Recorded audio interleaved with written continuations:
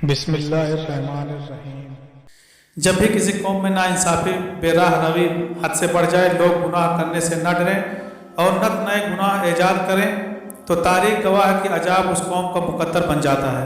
آج بھی ایک ایسی ہی قوم زیر بحث ہے کہ جس نے نئے اور انوکھے گناہ ایجاد کیے، جس کی وجہ سے اللہ پاک ان کو ایک ایسے انوکھے طریقے سے عذاب دیا کہ وہ قوم اور پورا شہر آج بھی عبرت کا نشان ہے۔ 79 میں موجودہ اٹلی اور اس وقت کی رومن سلطنت پر ایک انتہائی جدید اور ترقی یافتہ شہر آباد تھا۔ اس شہر کو حضرت داؤد علیہ السلام کے زمانے میں آباد کیا گیا۔ آباد ہونے کے کچھ ہی عرصے بعد یہ رومن امپائر کا عظیم شہر بن گیا۔ پھر اس شہر نے ترقی کی، ایسی منازل طے کی کہ یہ اس وقت کی دنیا کے عظیم ترین شہروں میں شمار ہونے لگا۔ تاریخ دانوں نے لکھا ہے کہ اس کی کل آبادی صرف 20,000 تھی۔ اپنے دور میں یہ دنیا کا انتہائی جدید ترین اور تہذیب یافتہ شہر تھا۔ اس شہر کی عمارت بہترین نقشوں اور پختہ اینٹوں کی حامل تھی، جبکہ شہر کا نکاسی آب کا نظام بھی بہترین تھا۔ یہ بہت خوبصورت شہر تھا اور شہر کے تقریباً تمام گھر ہی 2 منزلہ عمارتوں پر مشتمل تھے۔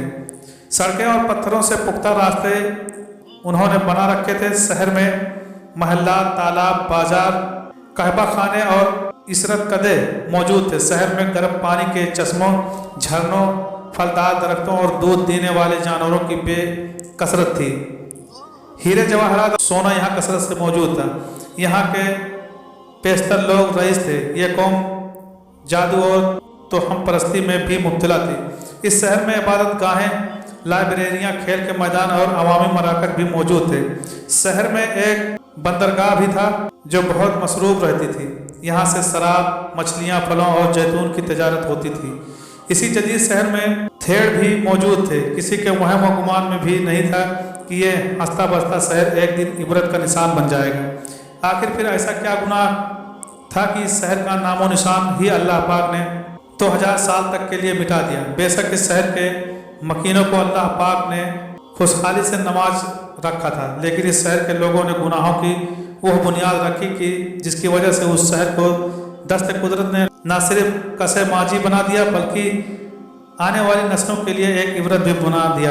تاریخ انسانی میں قوم لوط ایسے کردار کی حامل تھی جس نے ہم جنس پرستی کو فروغ دیتے ہوئے فطرت سے بغاوت کا جرم کیا اور بالآخر عذاب الہی کا شکار ہو گئی۔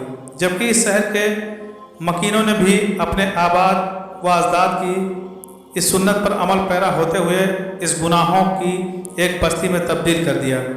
کبھی اس شہر کی پہچان تجارت اور صنعت تھی، لیکن پھر یہ آزاد گناہوں کا شہر بن گیا۔ یہاں لوگوں گناہ کرنے کے لیے تشریف لاتے۔ پومئی شہر کے لوگ ایسے گناہوں میں ملوث ہو گئے کہ اگر قوم لوط دیکھتی تو بھی شرما جاتی۔ ناظرین گرامی، اس شہر کی سب سے بڑا گناہ یہ تھا کہ یہ لوگ ایک دوسرے کی نابالغ بچیوں سے زنا کرنے لگ گئے اور ان سے بچے جنتے۔ انہوں نے اپنی بیویوں کو چھوڑ دیا اور مزید کوئی شادی نہ کرتا، جس وجہ سے عورتوں میں یہ گناہ عام ہوا کہ وہ اپنی جنسی تسکین عورتوں سے پوری کرنے لگے، یہاں تک کہ اس شہر کی عورتیں جانوروں سے بھی جنسی تسکین حاصل کرنے لگیں۔ یہ شہر سوئے ہوئے آتش فساں کے ساتھ آباد تھا۔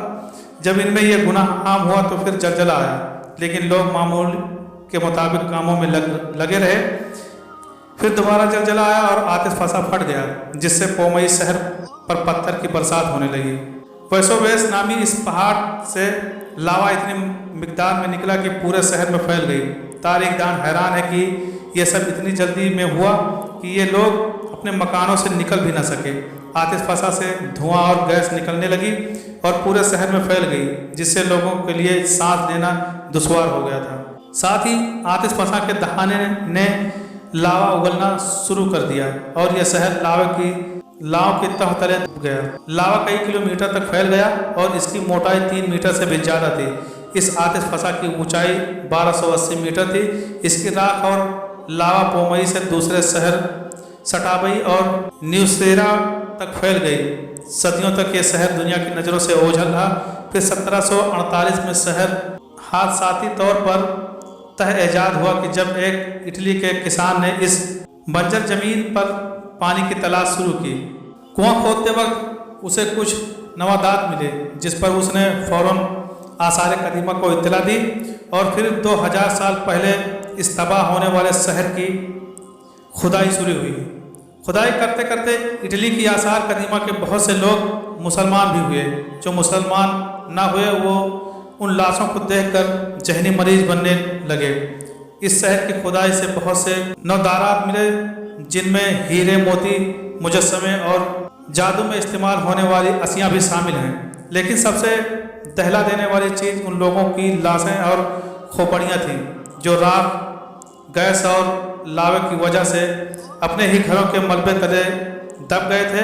हैरानी की बात तो ये है कि 22 फीट की खुदाई के बाद कुल 1200 लाशों में से 420 लाशें ख़वातीन की ऐसी हालत में मिली हैं कि वो एक दूसरे से लिपटी हुई हैं, और ये 420 पत्थर की लाशें शहर के सबसे बड़े हाल के तहखाने से मिली हैं। और ये सब पत्थर की लाशें हैं, जिससे ये साबित होता है कि इन लोगों ने शहर के बच्चियों, औरतों के लिए एक हाल बना रखा था जिसमें औरतें दूसरी औरतों से जिनसी तस्कीन हासिल करती थी।